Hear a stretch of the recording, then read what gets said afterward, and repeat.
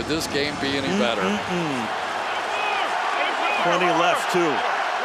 I do remember that, going down toward the end, obviously, is Seattle's mounting that drive, and you can just feel it. We're set up for a fantastic finish.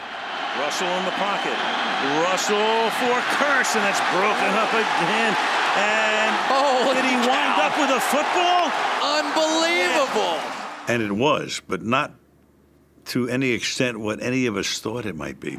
It's everything you want in a Super Bowl. Less than a minute to go, one score away. He hands to Lynch. He goes left. He pounds it down to the 1. They get to the 1 yard line, and everybody knows what's going to happen. I mean, they were there. They were there. A lot of times your entire season comes down to 1 yard, one play.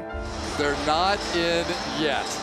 If you look at a lot of the Super Bowls, there's always a play by someone in that game that maybe isn't a household name or hasn't been, kind of in all those situations all the year through. That was certainly the case for Malcolm. Play clock at 5. Pass is intercepted at the goal line by Malcolm Butler. Unreal. Butler, a rookie free agent out of West Alabama. Unreal. That specific play is one that we practice. I went into the week of preparation for the Super Bowl going, we haven't used this call in about 3 years. And I literally walked into the defensive staff room and was like, we're going to need goal line 3 corner this week. We had practiced goal line 3 corners, which is our goal line group with 3 cornerbacks in the game. They're going goal line. They're going goal line. 3, Malcolm, go! I was pretty confident they were going to run the ball. We had about 3,000 pounds of flesh over there on that side, so we were kind of forcing them to throw the ball. They get to stack receivers. We got to get a reroute on the point player, which was Brandon Browner. And if you see this, if you're the off player and you see it, 1 under 2, and you go get it. That's what Malcolm did. Malcolm Butler jumps in front, and there's just a collision. And I have absolutely no idea what just happened. I'm telling you, I have no idea. Oh, no!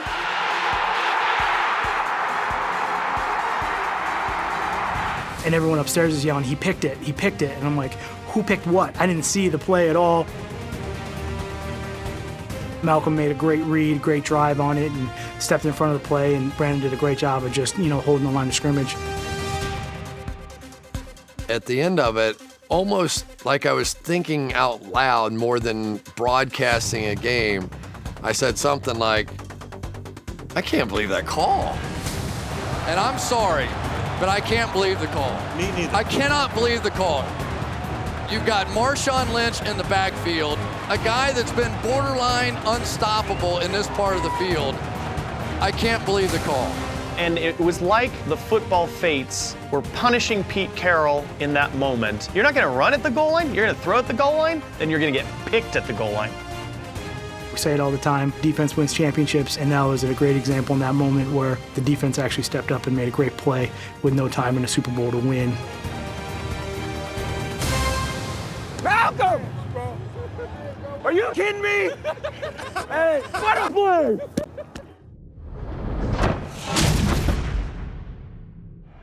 The game is on the line. The kick on the way. Long enough, and it is good! When Chrissy kicks a field goal, we know that, hey, it's just a dire straits now. My special teams coach, Alan Lowry, walked up to me and we simultaneously said, home run throwback. We would work on it every Saturday. We'd finish up the walkthrough on Saturday with that play. So we're looking for Mason just to remind him, and Eric Mason got a concussion. So, okay, we're getting for his backup, so I'm looking for Anthony Dorsett. He's cramping. So I'm looking around, and there's Kevin walking by. Kevin, come here. And I call him over. Hey, what's up, coach? I go, you remember home run throwback? He goes, I never paid attention. Okay, here's what you got to do. They're going to scoop it to Frank, and he's going to run down, try to track the defense as much as he can, and he's going to lateral it, get what you can, get out of bounds, but keep the field goal, win the game. Do the Titans have a miracle left in them in what has been a magical season to this point? If they do, they need it now. Dyson and Bird are deep. Christie kicks it high and short. Going to be fielded by Lorenzo Neal at the 25. Pitches it back to Wycheck. He throws it across the field to Dyson. He's got something. 30, He's got 40, something. 50, He's got it. 40, He's got it. 20, 10. He's got it. End zone. Touchdown Titans. There are no flags on the field. It's a miracle. Tennessee has pulled a miracle. We thought they were going to squib it, and he blooped it. Isaac Bird, based on how the ball was coming in the air, he thought kind of abort the play because he came up to the ball when he's actually should have been the guy to receive the lateral. So I just got myself positioned and made a play. Taken by Neal. He gives it to Wycheck. Wycheck, that looked like a forward pass. I saw it develop, and Kevin comes up the sideline. I'm going, get out of bounds, get out of bounds. You know, because a field goal puts us, you know, it takes care of everything. Dyson's down the sideline. Dyson's going to go all the way. And there is no flag. No flags on the play. It is a touchdown, but we need to look at that replay. Oh, people kept asking me. I was like, oh, it's a done deal. Absolutely. I was behind the line and everything. I didn't even think it was close. Now, is Dyson behind him? That's the question. No, it's a forward pass. That's a forward pass. He's on the line, and you watch where it's caught. It's caught on the line. That looks like it's a lateral. It's a lateral. That is amazing. This call could go either way, Pat. After reviewing the play, ruling on the field stance, it was a lateral. Yes! Titans win. I've been a school administrator for the last 8 years, and it gives me an in. You know, I can talk to kids. They bring that up and say, hey, I looked you up on YouTube. I said, okay, cool. Now I can come around this other side and talk about something else that we need to talk about. So it's been fun.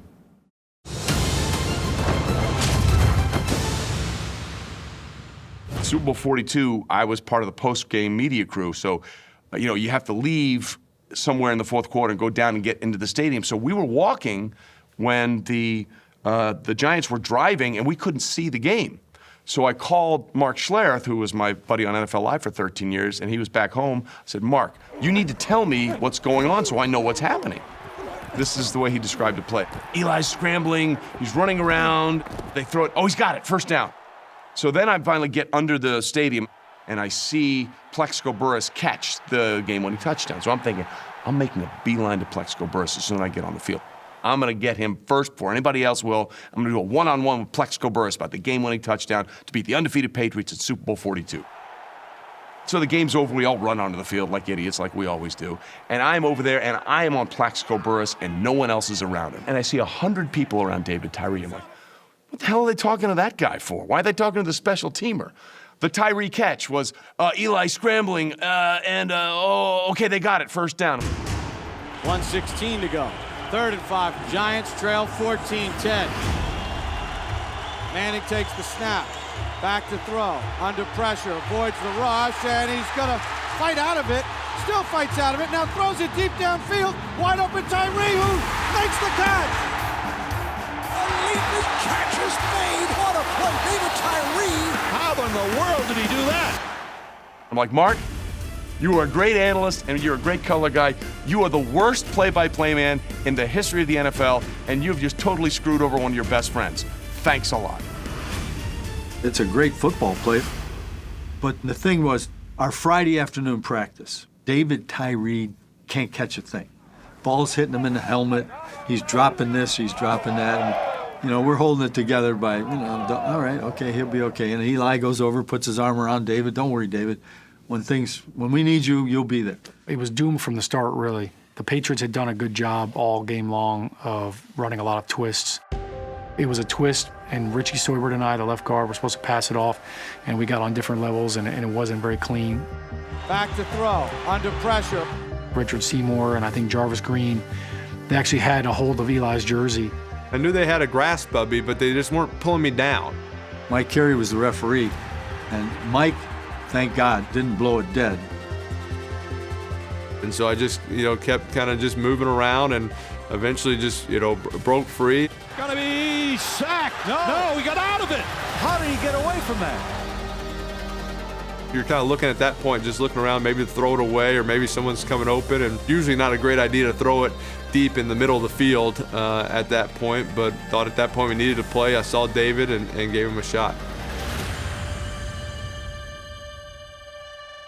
Tyree got mad ups like a basketball player, just grabs the ball. Rodney Harrison and David, they go up together, and it's strength against strength. How David holds the ball against his helmet, because Rodney's swiping at the ball. And normally, when somebody goes across the back of your legs, when you go down, you instinctively let go, trying to protect yourself. I walk up to David and was like, hey, did you catch it?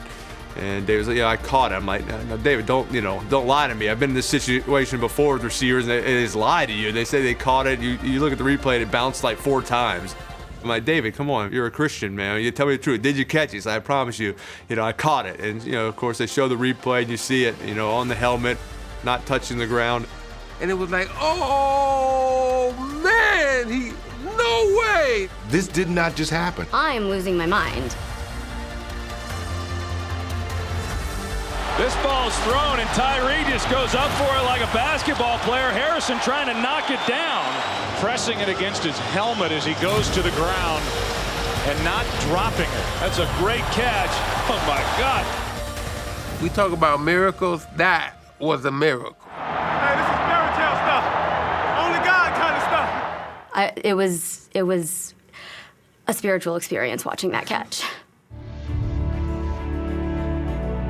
It is a thing of beauty. I've never seen anything like it. The Patriots will not be perfect. They were for 18 games, but not the 19th. The Giants beat the Giant. They shouldn't have won. That was the only way that any team was going to be able to beat the Patriots that year.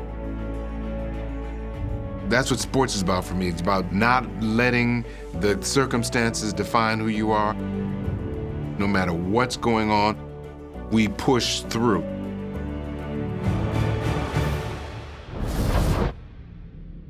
I was sitting at a golf tournament, and this guy next to me says, hey, aren't you Chris Harrison from The Bachelor? And I said, yeah. And I said, good to meet you. And he says, Dwight Clark. And I said, you son of a.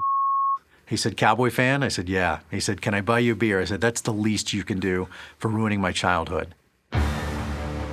Everything hangs in the balance now. The season, the outcome of a Super Bowl berth hangs in the balance as it is 3rd down and 3 to go at the 6-yard line of the Dallas Cowboys. Now remember, the 49ers trail by 6. They need the TDs. And out they come with Clark to the right side. How is this one going to end? Montana lines up at the 5. And on 3rd down and 3, he rolls right, looking to throw, and he throws into the end zone. Touchdown! Touchdown! Touchdown, San Francisco, by Dwight Clark. It's a madhouse at Candlestick with 51 seconds left.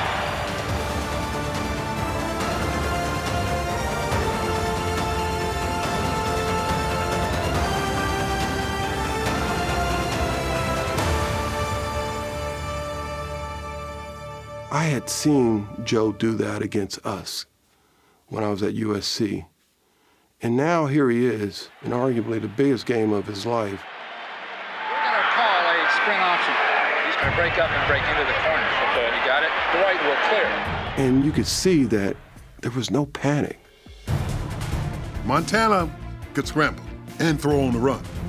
We were chasing him, and in the back of my mind was, if he decides to complete this pass, I'm going to block it.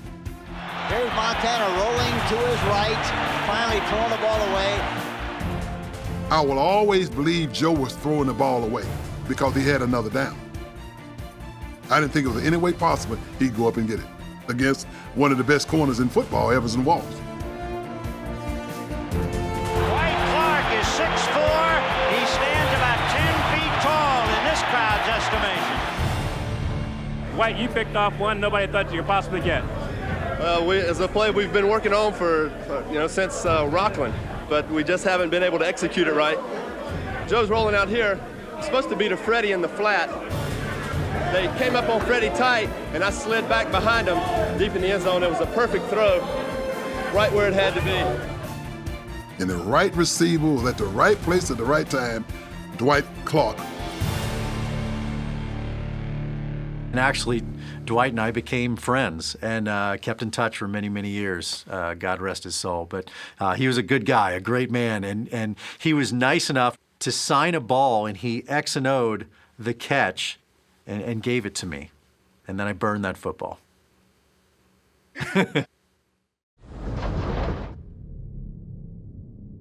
Before 72-ish, let's just say the Steel City lived on a lot of dreams. There was a lot of, we're going to get them next year, right? But we always still believe. It's down to one big play. 4th down and 10 yards to go. 22 seconds remaining. There was a moment of desperation, I think, in at least my household. I remember going into the huddle saying, this is probably our last play, and just play it to the end, Franco. And then they called this play 66 option, which I have no pass route on that. All I have is a blocking assignment. I wasn't really even part of the passing scheme. Last chance for the Steelers. Bradshaw trying to get away. And his pass is broken up by Tatum. Tipped off. Franco Harris has it. And he's over. Franco Harris. Grabbed the ball on a deflection. 5 seconds to go. He grabbed it with 5 seconds to go and scored. Let's watch this again. 1 million to 1 odds on this one. Ricochet out there off of Jack Tatum and into the man of the year, Franco Harris's hands. Out of nowhere, my hero, Franco Harris, who's not supposed to be there, catches the ball, and it's like a dream. In fact, it couldn't even be a dream. We wouldn't believe it. And we realized it had happened. The Immaculate Reception had occurred. Bradshaw running out of the pocket, looking for somebody to throw to, fires it downfield. And there's a collision. It's caught out of the air. The ball is pulled in by Franco Harris. Harris is going for a touchdown for Pittsburgh. Franco Harris pulled in the football. I don't even know where it came from. Where did he come from? As the play evolved, Bradshaw starts to scramble. Guess I didn't block that well.